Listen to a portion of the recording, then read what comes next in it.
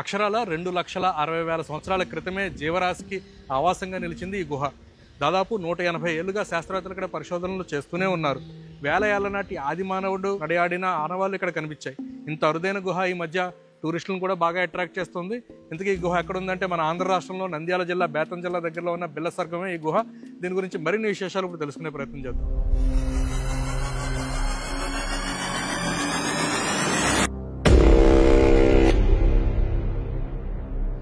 ఇవి కర్నూలు నగరానికి 50 కిలోమీటర్లు, నంద్యాల జిల్లా బేతంచెర్లకు 5 కిలోమీటర్ల దూరంలోని కనుమ కింద కొట్టాల గ్రామం దగ్గరలో ఉన్న బిల్వస్వర్గం గుహలు.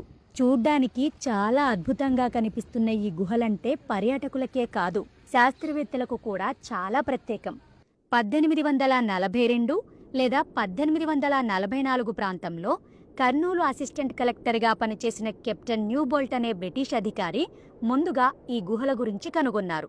తవ్వకాలు జరిపి కొన్ని జంతువుల శిలాజాలు కనుగొని వాటిని పరిశోధనల కోసం యూరప్ పంపారు.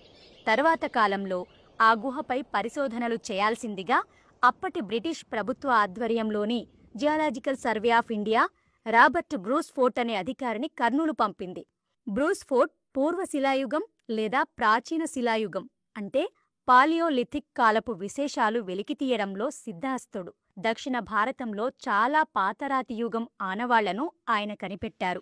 1983లో మద్రాసు నుంచి కర్నూలు వరకు వచ్చిన ఈ గుహలు ఆయనకు కనబడలేదు. కర్నూలు దగ్గరున్న బెలూం గుహలనే బిల్వస్వర్గం గుహలుగా పొరబడ్డారు. కాని కాదని తెలిసి వెనక్కు వెళ్లిపోయారు.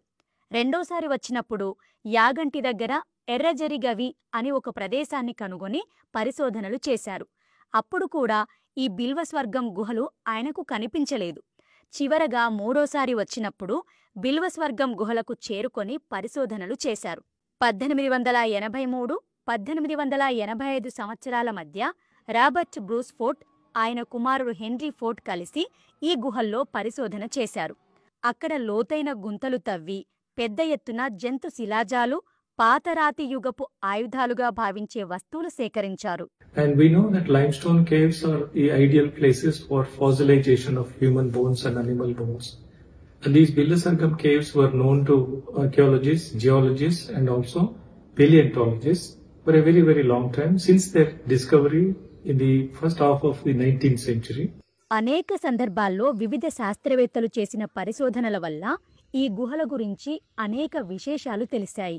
2,60,000 ఏళ్ల క్రితం ఆ గుహలో తిరిగిన, జీవించిన జంతువుల ఆనవాళ్లు ఈ గుహల్లో దొరికాయి. ఆదిమానవులు వాడిన రాతి, ఎముక పనిముట్లు, ఆయుధాలు దొరికాయి. ఇందులో 2 పెద్ద గుహలు, అనేక చిన్న గుహలు, సొరంగాలు ఉన్నాయి. వీటిలో చార్నల్ హౌస్, క్యాథడ్రల్ హౌస్ అనే గుహలు పెద్దవి. దాదాపు 30 మీటర్ల పొడవైన ఓ గుహ కూడా ఉంది. ఇంకా పరిశోధనలు చేయని అనేక చిన్న మార్గాలు ఉన్నాయి. ప్రస్తుతం తూర్పు ఆఫ్రికాలోని ఇథోపియన్ కొండ ప్రాంతాల్లో కనిపించి భారత్లో అంతరించిపోయిన ఓల్డ్ వరల్డ్ మంకీ ఆనవాళ్లు ఇక్కడ దొరికాయి. 4,500 ఏళ్ల క్రితమే మనిషి ఇక్కడ తిరిగినట్టు తెలుస్తోంది. ఒక గోడపై చిన్నగా బ్రహ్మీ లిపిని పోలిన అక్షరాలు ఉన్నాయి. ఇక్కడ దొరికిన అవశేషాల్లో కొన్నింటిని కర్ణాటక బళ్ళారిలోని రాబర్ట్ బ్రూస్ ఫోర్ట్ సంగనకల్లు మ్యూజియంలో భద్రపరిచారు ప్రొఫెసర్ రవి కోరిసెట్టార్. 2024లో ప్రభుత్వం రోడ్డు వేయడంతో ఇక్కడకు వచ్చే పర్యాటకుల సంఖ్య పెరిగింది.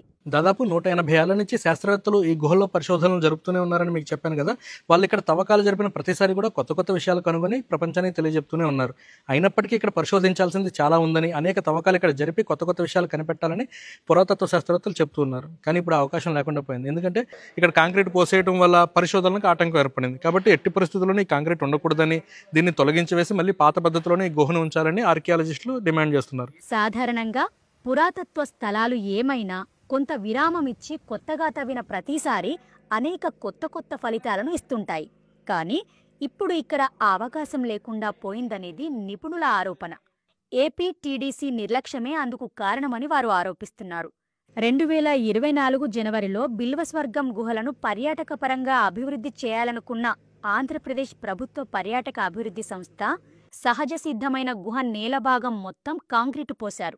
ఆ గుహ గోడలకు, నేలపై కాంక్రీటుకు మధ్య ఖాళీ లేకుండా సిమెంట్ చేశారు.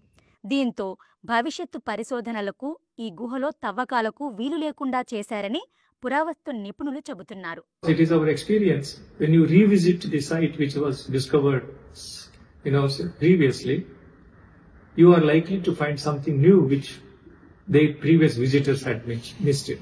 I have been worried about the way Bilasargam caves have been modified by the authorities, and they have destroyed the character of the caves.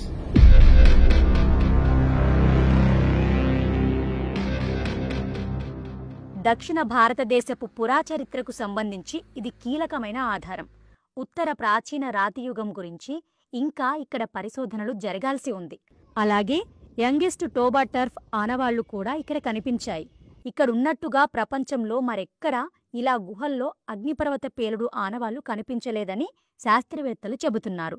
కానీ ఇప్పుడు ప్రభుత్వమే ఆ స్థలాన్ని ధ్వంసం చేసిందని ప్రొఫెసర్ రవి కొరిసెట్టార్ ఆవేదన వ్యక్తం చేశారు. So I made a proposal to the government through our friends in Hyderabad and elsewhere that these caves, you may have heard of Belum as a tourist destination.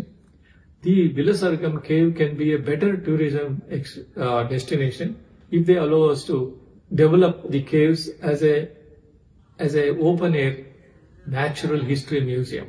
It will be easier to protect some of the sites like Bilasargam and so on.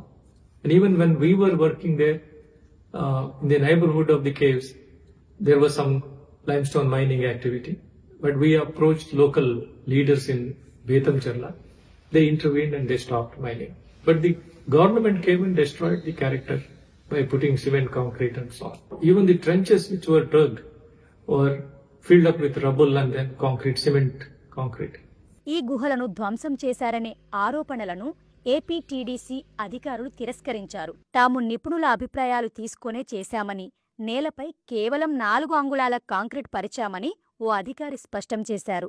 మిగిలిన గుహల్లో concrete నింపలేదని చెప్పారు.